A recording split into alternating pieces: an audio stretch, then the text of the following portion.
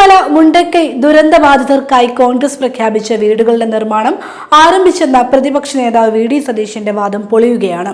കഴിഞ്ഞ ദിവസം നടത്തിയ വാർത്താ സമ്മേളനത്തിൽ വീട് നിർമ്മാണം തുടങ്ങിയെന്നും മാധ്യമപ്രവർത്തകർക്ക് പോയി നോക്കാമെന്നും സതീശൻ വെല്ലുവിളിച്ചു.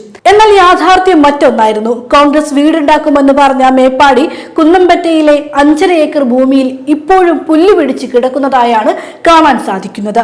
ദുരന്തം കഴിഞ്ഞ് 19 മാസങ്ങൾക്ക് ശേഷമാണ് ഇവിടെ ശിലാസ്ഥാപനം നടന്നത്. കഴിഞ്ഞ മാസം 26-ന് രാഹുൽ ഗാന്ധിയും പ്രിയങ്ക ഗാന്ധിയും ചേർന്ന് വലിയ ആഘോഷമായി ഉദ്ഘാടനം നടത്തി 30 ദിവസം പിന്നിട്ടിട്ടും ഒരു കല്ല് പോലും അവിടെ ഉയർന്നിട്ടില്ല.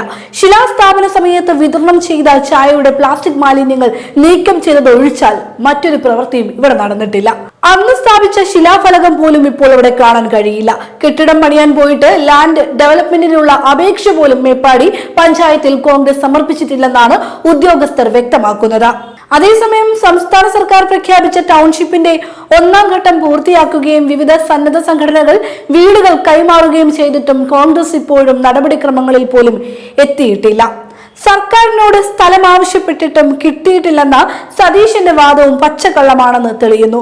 ടൗൺഷിപ്പ് നിർമ്മാണവുമായി ബന്ധപ്പെട്ട സർവകക്ഷി യോഗത്തിലോ സ്പോൺസർമാരുടെ യോഗത്തിലോ സതീശൻ ഇത്തരം ഒരു ആവശ്യം ഉന്നയിച്ചിട്ടില്ലെന്നാണ് മിനിറ്റ്സുകൾ വ്യക്തമാക്കുന്നത്. പകരം ഒരു വീടിന് നിശ്ചയിച്ച 30 ലക്ഷം രൂപ 15 ലക്ഷമായി കുറയ്ക്കണമെന്ന ആവശ്യം മാത്രമാണ് അദ്ദേഹം മുന്നോട്ട് വെച്ചത്. ദുരന്തത്തിന് ശേഷം രാഹുൽ ഗാന്ധി 100 വീടുകളും KPCC 100 വീടുകളും യൂത്ത് കോൺഗ്രസ് 30 വീടുകളുമാണ് പ്രഖ്യാപിച്ചത്. എന്നാൽ നിലവിൽ എല്ലാം ചേർത്ത് ഇപ്പോൾ നിർമ്മിക്കുന്നത് 100 വീടുകൾ എന്നാണ് കോൺഗ്രസ് നേതൃത്വം പറയുന്നത്. ദുരന്തം നേരിട്ട് ബാധിച്ചവരെല്ലാം സർക്കാരിന്റെയും മറ്റ് സംഘടനകളുടെയും ഭവന പദ്ധതി ലിസ്റ്റിലുണ്ട്. ദുരന്തം നേരിട്ട് ബാധിച്ചില്ലെങ്കിലും വീടുകളും മറ്റ് ഉപജീവന മാർഗങ്ങളും ഇല്ലാത്ത നിരവധി പേർ ഈ പ്രദേശത്തുണ്ട്. ഇത്തരക്കാരെ ഉൾപ്പെടുത്തി ഗുണഭോക്തൃ ലിസ്റ്റ് ഉണ്ടാക്കുമെന്നാണ് കോൺഗ്രസ് നേതൃത്വം പറയുന്നത്. എന്നാൽ ഭവന പദ്ധതിക്കായി ശിലയിട്ടിട്ടും ഗുണഭോക്താക്കൾ ആരെന്ന് പോലും കോൺഗ്രസ് നേതൃത്വം പുറത്തുവിട്ടിട്ടില്ല. വീട് നിർമ്മാണ പ്രവൃത്തി ഇനിയും ആരംഭിക്കാത്തതിനാൽ കോൺഗ്രസ് പ്രവർത്തകർക്കിടയിൽ പോലും പ്രതിഷേധമുയരുന്നുണ്ട്.